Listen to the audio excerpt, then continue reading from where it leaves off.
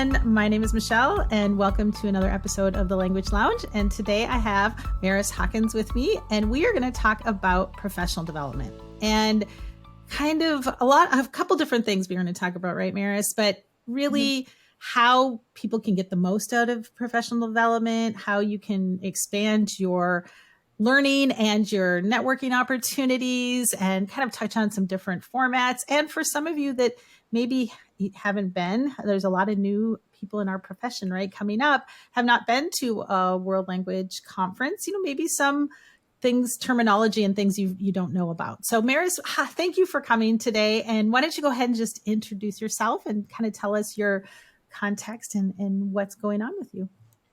Thank you so much. I'm really excited to talk about this. And I am a elementary and middle school teacher at an independent school, Capitol Hill Day School in Washington, D.C.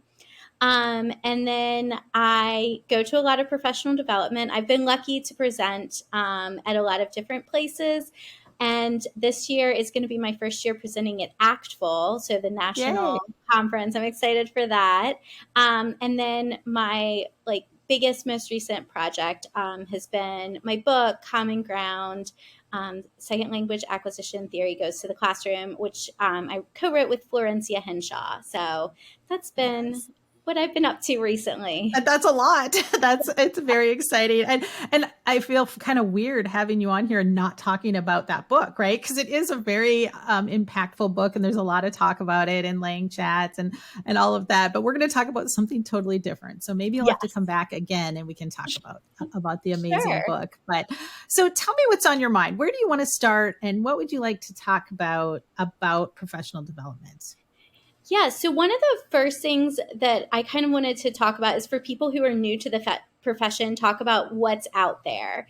And so I would say that for the most part, most states have a local conference.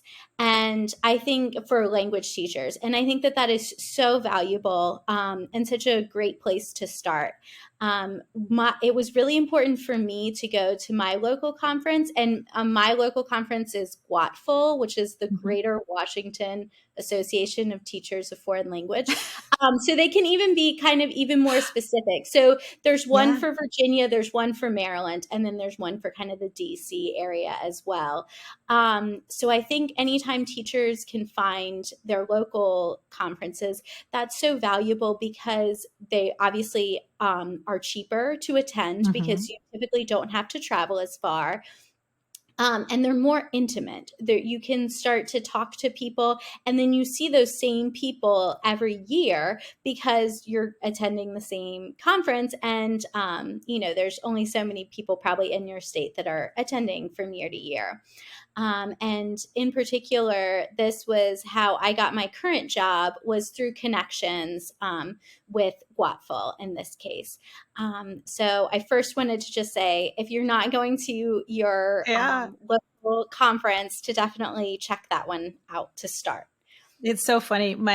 So when I was my cooperating teacher, or whatever you call them, my internship teacher, when I was up in Minnesota, I was student teaching in Wisconsin, and it was conference time. And so there's a conference in, Appleton. It's been there, the Wisconsin conference. And she brought me with, and all she said was, if you're a professional in this field, you need to go to conferences. Like, you need to be part of that community, because that's where you're really going to meet those people that understand and will push you and help you go. And so I don't know that I would have known about it if I would not have been invited. So please, out there as well, if you're part of your state organization and go to the conferences, I think I always assumed, well, everybody knows about them. Like, everybody knows that Florida has this conference. And that is not the case. I meet many, many teachers that have no idea that some of these opportunities even exist, right? And so, let's, make an effort to make sure we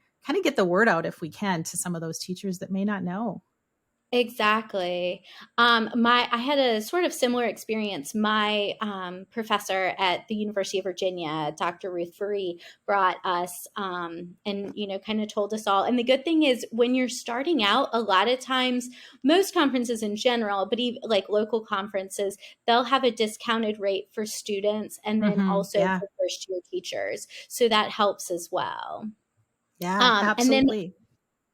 the other thing that I didn't know about, and this was when I was teaching in Maryland, and at first NECTFL, our regional conference, was in Baltimore. I never went. I never went until it was in New York City because I didn't realize. But kind of above the state conferences, you have your regional conferences, which are definitely bigger, but they might be closer to you too. Or if you're kind of looking for, I shouldn't say a next step, but a bigger conference, a longer conference, those regional conferences throughout the country are also there. And that's one that took me years and years before I found out about those. Isn't that crazy? Yeah. And then, of course, you have the national conferences, so ACTFL, AATSP. But then we were just talking about this too. There's also NNELL, which is for early language teachers. And so Yeah. there's kind of, once you start getting in and learning more, then you'll start to figure out, you'll meet more people and you'll really just start to make more connections and learn more through like what's even out there. Yeah, and I think there's value in different types of conferences as well. So like AATSP, AATF, ATG, like, and again, we are throwing out all these acronyms, right? So the conference for Spanish and Portuguese teachers, one for French teachers, German teachers, Chinese teachers. So you might have some language specific ones, and then you'll get a lot out of those, but you also get a lot of the general world language ones, right? And, intermixing with all the different languages. I think there's a benefit in both of them, and you'll kind of find where you're getting the most, the most out of that sort of learning experience, I think. Exactly. And I think anytime you can go back to similar conferences, like we said, you'll see the same people and you'll be able to Mm-hmm. strengthen those connections. But I think, you might one year say, well, I'm going to try something new, and, Yeah. try a language specific one, or try one more for people that are your level, or a technology one. Yeah. Yeah. So. It's very interesting. I went to a totally not world language, not education related conference. And so this also got me thinking about conferences a lot, and just as one type of professional learning. And for one, it was interesting to me because it was a more business oriented. It was learning and development. It's got a different feel. They have different kind of, it's just a different experience. I didn't know anyone at all. And that, for me, I had not been in that position for a very long time, because I have been attending my state conferences, and we always have a couple people go, or, whatever it might be.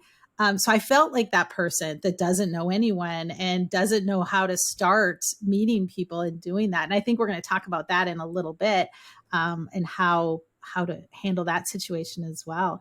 But every conference has a different feel and a different kind of focus, and it's good to experience different things. I think you learn something from all of them.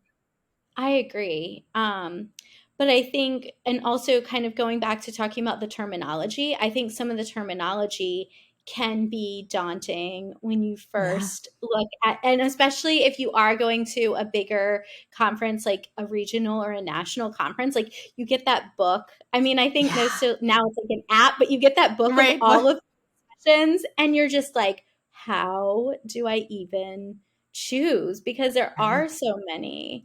And I think one thing, just from talking to people at conferences, that some people don't realize is what an exhibitor session is. So sometimes you'll Mm-hmm. see the exhibitor session, which is typically sponsored by an exhibitor who's in the hall. So many of them are wonderful. And if you want to learn more about a product, it's such a great place to go. And some of them aren't necessarily as connected to the product as others, but just Mm-hmm. to know that it is tied to some sort of company in some ways.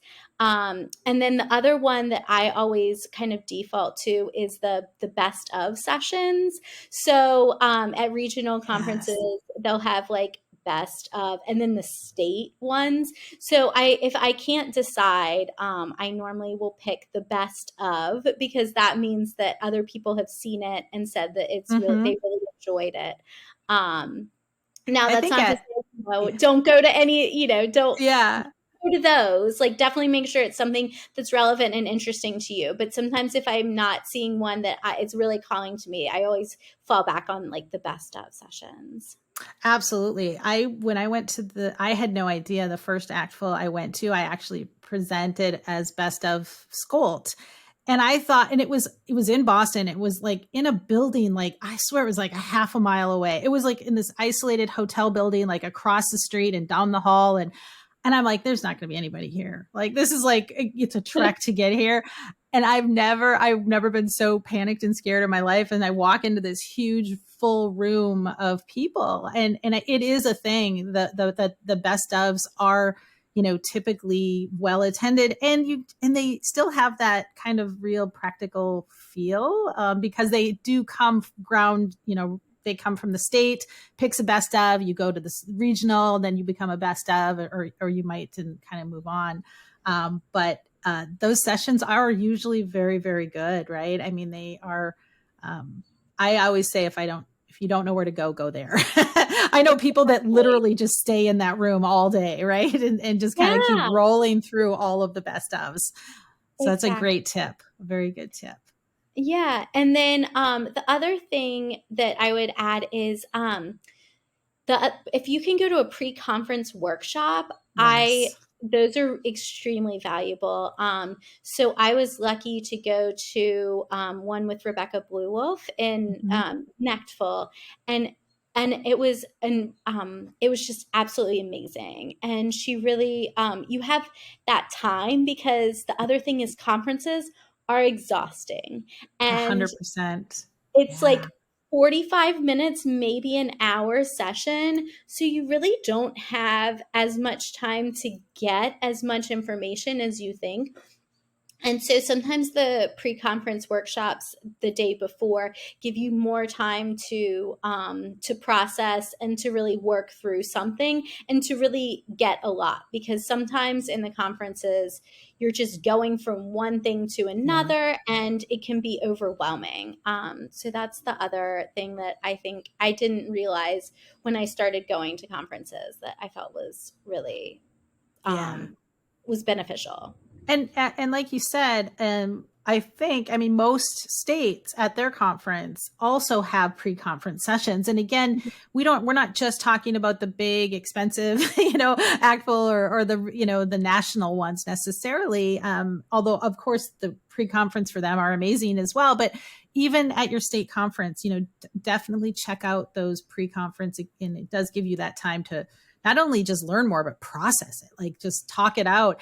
And if we're going to sneak in a tip for meeting people, coming that day before, being there ahead of time in a smaller group. So if you are more introverted or, don't know anybody, you can meet somebody like right away before the conference even starts. I think that's a very helpful experience as well. Yeah. And I think that kind of transitions to some things we've been talking about, but that like going to conferences when you don't know anyone can be very lonely.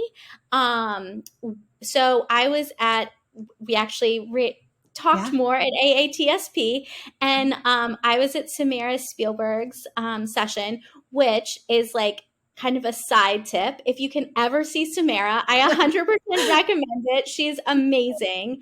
But and her conference, every session is full of like energy and talking to other people. And connection. Yeah. In connection. Yes. And their research-based are amazing. But anyway, this one man afterward told us, he said, this is the first time in the past couple of days where I've actually talked to someone the whole time I've been at this conference. And we were just so taken aback, because luckily, at this point, I've been able to go to a lot of conferences and meet friends and connect with them. But to think that this man hadn't, been able to meet anyone the whole time he'd been there really kind of, and it took us back. Like we all said, oh gosh, I Like, remember right. that first conference and Yeah. thinking I would meet more people than I did. And so I think that that can be hard. And, we all went out for a drink after and stuff like that. So I think that, being aware of that reality for people, that as you start to go to more conferences, yes, you're going to know people and yes, you're going to be able to do that, but kind of keep an eye out for people that aren't, they're sitting by themselves or aren't talking to people as much, because I think even for people who are introverted, like they do want to talk to someone at some point during the conference. Yeah. And So I think there's a lot of just very easy, practical kind of tips that we could, kind of maybe just think about here, like really quickly, just, and I think you're right. So for example, for me, one of the ways I was able to meet people was because I took a chance and decided to try and present something. Because when you present, I remember going to school for the first time, and SCOLT is the Southern Conference on Language Teaching, the Southern regional conference.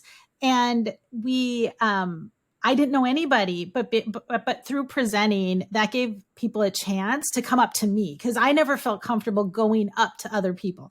Like that's horrifying to me. Like just to walk up and cold call and say, "Hey, I'm Michelle." Right now, do I do that now? Ugh, sometimes if I have to, but we have some tips that we can also kind of front load some things that make that easier, right? But that was an opening for me, just to be available, be around, and having had presented, people would come up to me. So that kind of works both ways. That can be an entry point for both a more introverted or an ambivert sort of presenter, but also for, people in the audience. We're all teachers, educators, we're language people. So you approaching presenters might be a good way to sort of make some connections if you're there by yourself. exactly. I think that that's a great way to start. I'm the same way. I'm pretty extroverted. However, I'm not going to go up to someone and say, "Hey, I'm Maris." I did that once because I had been talking to someone on Twitter and they were like, Who are you?" And I was like, never again, never again. Never mind. Right? Back away. We're not talking. So yeah, going up to presenters, and I know as a presenter, like a lot of times I'm not necessarily rushing off to the next Right. session. So sometimes you can take time to talk with someone in the hallway after you're presenting, because normally they're back to back. You're like, let me grab my stuff and go. Right. And then, right. But yeah, just making that time to talk to presenters.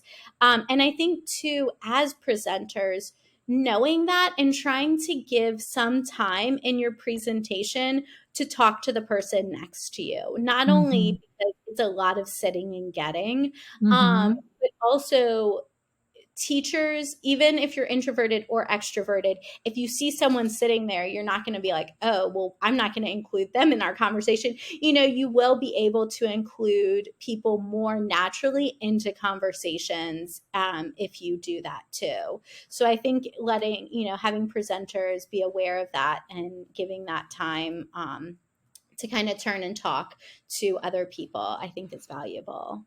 I love that. And I think, especially at local conferences, you'll start seeing, like, I might be interested in,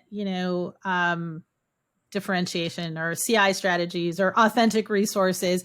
And you'll start seeing like the same people, go into similar type sessions, right? And so you obviously not only have now a connection in just, we're all there as world language educators, professionals, right? So you automatically have an opener to talk about, right?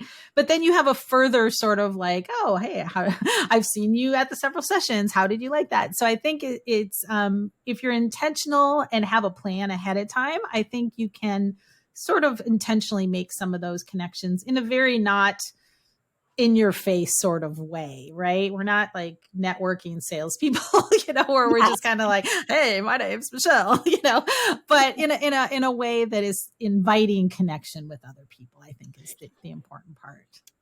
Yeah, and I would say too, sometimes I know where I want to go, but sometimes if I'm talking to someone else that I'm really enjoying talking to, and they're going somewhere else that I think, well, I might enjoy this. Sometimes I ditch my plan and I go with someone else, because for me, like, making that connection is more important than, nor probably seeing that one, unless it might be that one session.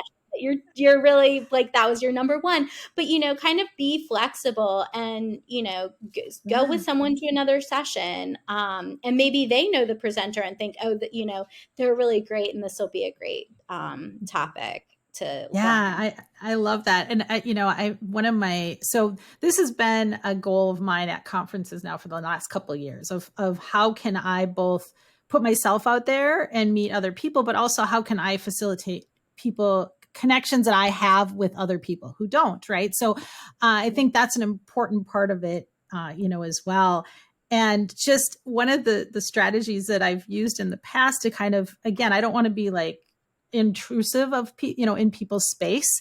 But when you talk about, networking or anything like that, one of the strategies is just to be in common areas, common spaces, just, so that you're available to kind of make these connections. And so one of the things, if somebody's looking at a program very intensely for quite a while, I might just walk up and just say, hey, what are you thinking about going to next? Right? I don't know what to do next, or, just to kind of have that opening. Because I think both ends feel awkward. You feel awkward kind of going into a group, but then I feel awkward going to a person that's sitting there by themselves. I don't know if they want to be there by themselves or if they want to connect, so having something like that you can just use as a tool, I think, to just kind of spark that, thing. And if they say, hey, no, I'm not going anywhere, and they, blow you off, you can know, okay, well, they just want to be alone. That's okay. But do you have any other sort of tips like that you think would help? Yeah. And the other thing that I was thinking about that I realized when I started to know more people, but wasn't as close with people, is that I thought that I would have plans easily for meals, and that didn't always happen. And so what I would say too is, I think now a lot of teachers are on some sort of social media, whether it's, Facebook, Instagram, Twitter, things like that, where teachers talk. But I would say reaching out to people and making plans ahead of time for like lunch on a Friday or, dinner. Because I think sometimes too, if you think, oh, I'm sure everyone's just going to go to lunch at the same time and we'll just see. I feel like that doesn't happen as naturally as at least as I thought when I first started going to conferences. So reaching out to people and kind of being intentional about when you can meet up with people that you know, because like the other nice thing about local conferences, like I know GWATCFL has meals provided, so that's kind of easy to talk to people there. But especially at the bigger conferences, you might be in a session right before lunch where you don't know anyone, and then it's that not only is it awkward to talk to someone, but then you have to be like, so want to grab lunch together, and to me, like, that would be difficult for me. Right. So I'd say just, kind of reach out and, find some people that are going to make plans for meals, because that can be a good time to connect. And also, if your meal goes long, don't worry about rushing back to the session. Like there will be plenty of sessions for you to see, but to really take that time to talk to people and to connect that way too. Yeah. One of the things that we were talking about, we've had this discussion at our state conference level.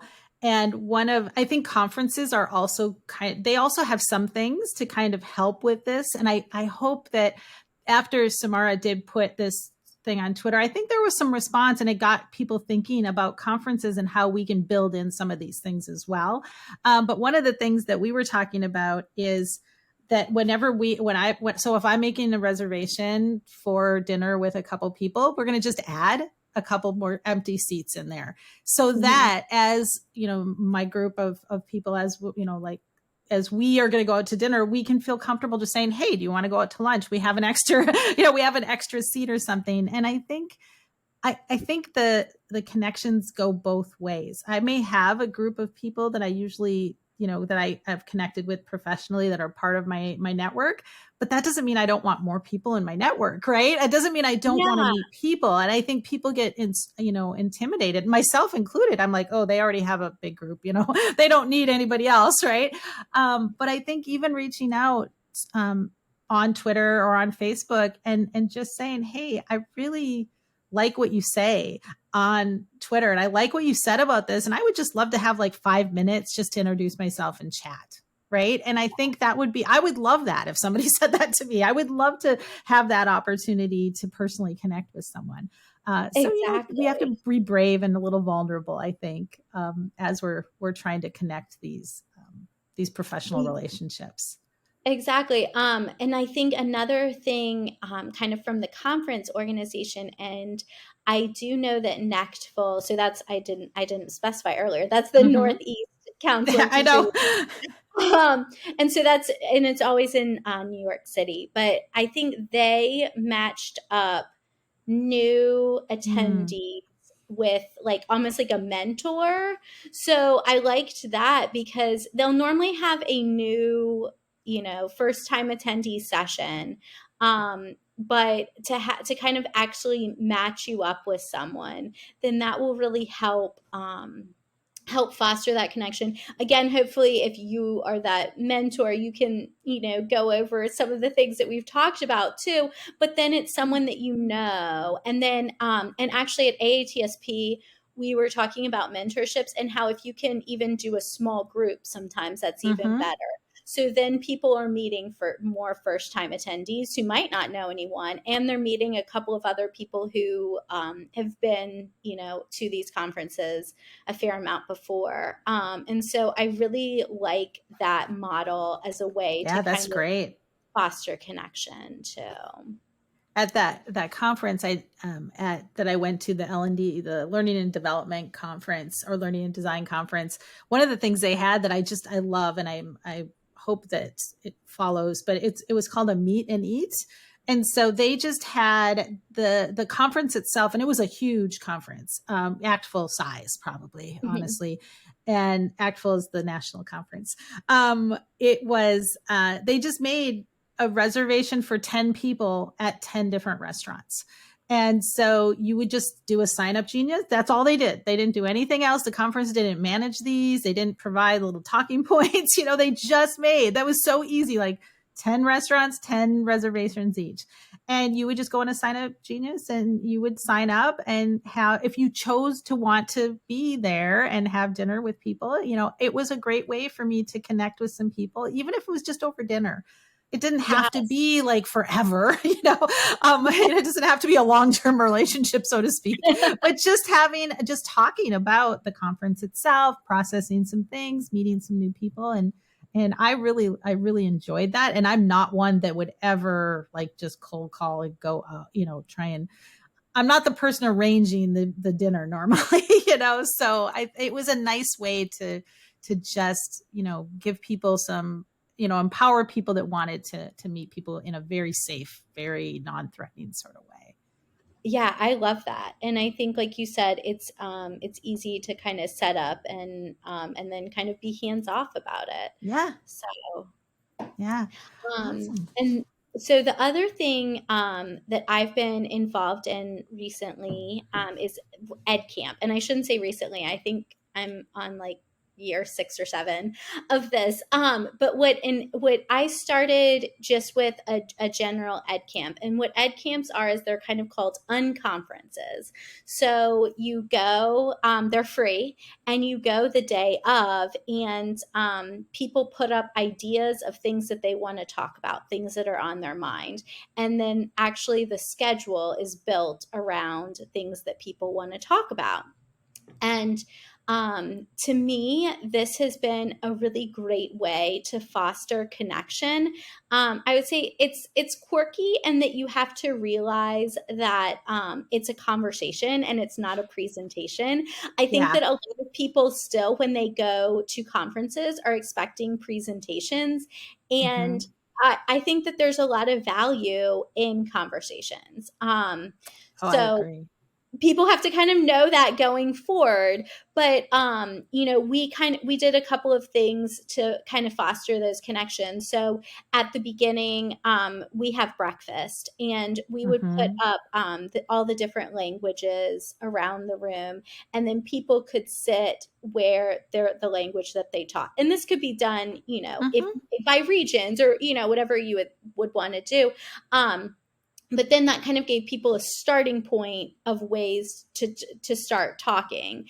And it was great. It just, people naturally started talking. We'd have to tell them, actually put some ideas up that you'd like to talk about, because they would get in their conversations, and it Yeah. really, like, it fostered that collegiality right from the beginning. And I think too, it also, we had a couple of norms at EdCamp, which are, it was governed by the law of 2 feet, which they call it. And that means that Yeah. yeah, if you're in a session and you're not getting what you need, then you can go to a different session, and no one is upset by that. Like, there might be 2 topics that you want to learn about. You might, there have been some sessions that I've gone all over, and all of a sudden I realize that I'm at my max. Like, I'm not taking anything. I'm just like overwhelmed at it. So, you can take a Yeah. break and you can talk to other people, or you can, get some more refreshments or whatever you need to do then. So I love that for EdCamp, and I love that for Hmm. conferences in general. Like, I do too. if you're at a session and it's not what you need, like, if you're at my session, go. Like, you don't have to stick around and just wait, out of Yeah, obligation. I agree. I heard that from Thomas Sauer at an unconference, a Telco Lab unconference many years ago. And I put it at the front of all, I try and remember to put it. I haven't done it lately. Well, COVID, but I have to remember to put it in the front of my presentations, because it not only relieves the participants that are sitting there to be able to empower themselves to do what they need to do, but it also makes me feel better. Like, I don't worry then. I don't, I don't know why they need to leave. They may have personal issues. It's not about me necessarily at all. Right. And so once Exactly. I got to that point and I just said, no, go get what you need. That's what I want you to do. And everybody can just kind of go, okay, cool. Okay. And I think it just relieves that tension of obligation and compliance. Cause I think that's what it kind of turns into. And I don't want that either. Yeah. So, Um, and the another one actually, so when I was doing EdCamp Metro DC, which wasn't language related, it was just region related, but we came up with one which was like step up and then step back, which mm, means, like, if you are someone who talks a lot, then be aware of that and give space for other people to talk. As an extrovert, sometimes I fill the space. And I'm in a group with introverts for some of my professional life. And sometimes I just have to stop, and I don't mm-hmm. say anything to give them space to take a minute and respond. But then also, if you are one person who doesn't normally participate as much, to, like, try to push yourself to really step up and I love participate. that. I'm totally stealing that. That's really great. I mean, it's a nice way to make people aware of their own, really. I mean, I know I need to do the same. I need to be aware of my own tendency to fill quiet spaces sometimes too. So Yeah. awesome. That's Yeah, great. and I think too, one thing that EdCamp also does is it honors everyone that's there, no matter where they are on their journey. If they're a first year teacher, if they, and we've been doing this for so long now, we have so many people that come back, but some people are almost at retirement age. but it really values all of their experiences and voices. And so I think anytime conferences can go back to including ed camps, I was saying like at the beginning that this started, it was such a thing, and now there's Mm-hmm. really not as many ed camps. I will say like our Metro DC, we don't have that anymore, but I went ACTFL did one. I think it might have been in Boston. I think it Um, might have been. and I actually sat down and met someone who was also from Maryland. And then he goes to, it's Jim Ventosa. He's Mhm. amazing. He goes to NECTFL all the time. So I see him there. Like, and, you know, he ended up going to GWATCFL. And so you end up talking more and making those Mhm. natural connections. So I think, you know, if you see that available, or sometimes they don't call it ed camp, they'll just call it like an Yeah, un. unconference, maybe. Yeah. It's funny you say that because besides the law of 2 feet, and then now I'm going to add the step up and step back. I love that. The other thing that was at the unconference that I went to, and I had the same experience as you, like it's a much different feeling to it. And one of the reasons I think it is Thomas Sauer was in kind of, and Alyssa Villarreal were in charge of this unconference. And again, I don't know if it's an unconference thing or if it's a their thing, but one of the things that they said was the smartest person in the room is the room itself. And again, that is such a unconference way to talk, which again, when you're at a presentation and formal conference, everybody assumes the smartest person in the room is the one up front, right? And that is not, trust me, if I'm presenting, that is not true. I'm sharing what I know and what I've, come to experience, but I know that there are, plenty of other people in the room as well. And so I love that idea with the unconferences in particular of the room is the smart, the smartest person there, so to speak. So they are great, and I love that. Maybe we need to arrange some sort of really cool unconference because I do miss those as well. And I think for me the struggle is like I don't know how this works. Like it was like magic. I probably need to go to a training because I'm like how did we all just brainstorm a little bit and all of a sudden they have a schedule and we get to go to this. It was magic. I don't know. That's all I can say. But that is a good as far as professional development and connecting. That's a great place to start as well if there's one available. I love Yeah, that. and I think anytime that conferences can start including these natural ways to make connections, Mm-hmm. and then people can take advantage of them, and to form, because I do think, yes, like if you know a lot of people, definitely like try to include more people. And, if you're introverted, maybe reach out to someone ahead of time if you know that they're going to be there. Um, but I think that's also a lot to put on people. And so I It think, is. and I think also coming out of COVID, which we have realized Mm-hmm. is how important connection is. And like, yes, I love some of the keynote speakers, and I'm so excited for them. And I'm so excited to see some different topics when I go to these conferences. But the real magic when you start going to enough conferences is connecting with people and then going back and connecting with your colleagues kind of year after year. And so I think anything that conferences can do and people can do to make it more purposeful, I think Mm-hmm. is really important, because I think that's really what people want in the Mm-hmm. end.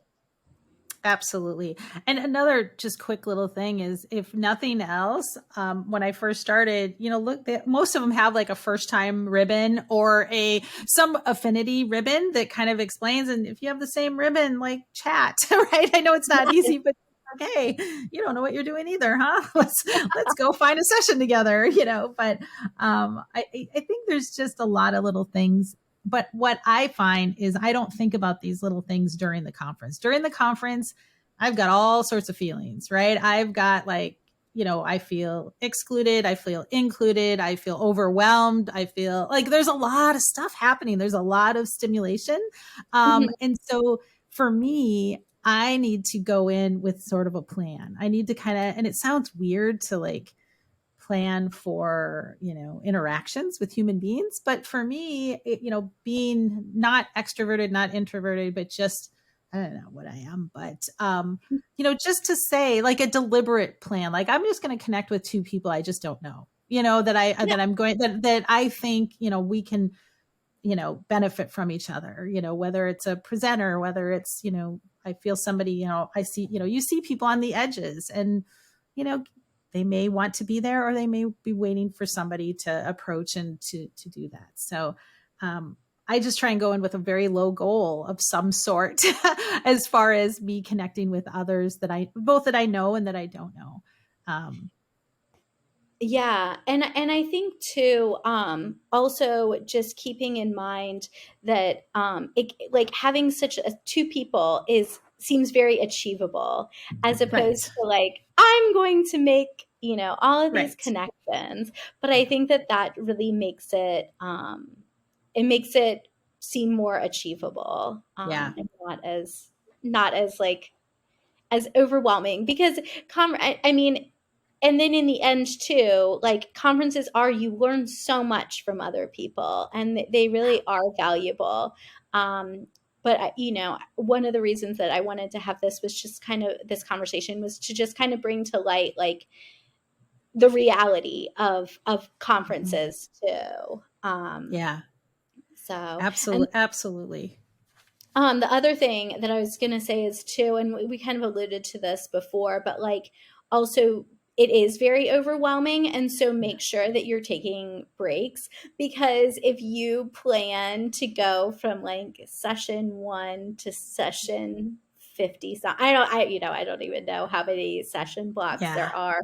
In addition to keynotes, in addition to like the exhibit halls and stuff like that, you'll definitely burn out really quickly, on the bigger Absolutely. conferences. But even Even sometimes at the with, small ones, I think. yeah, I Yeah. was gonna say, even with sometimes with the state ones, they can be busy days too.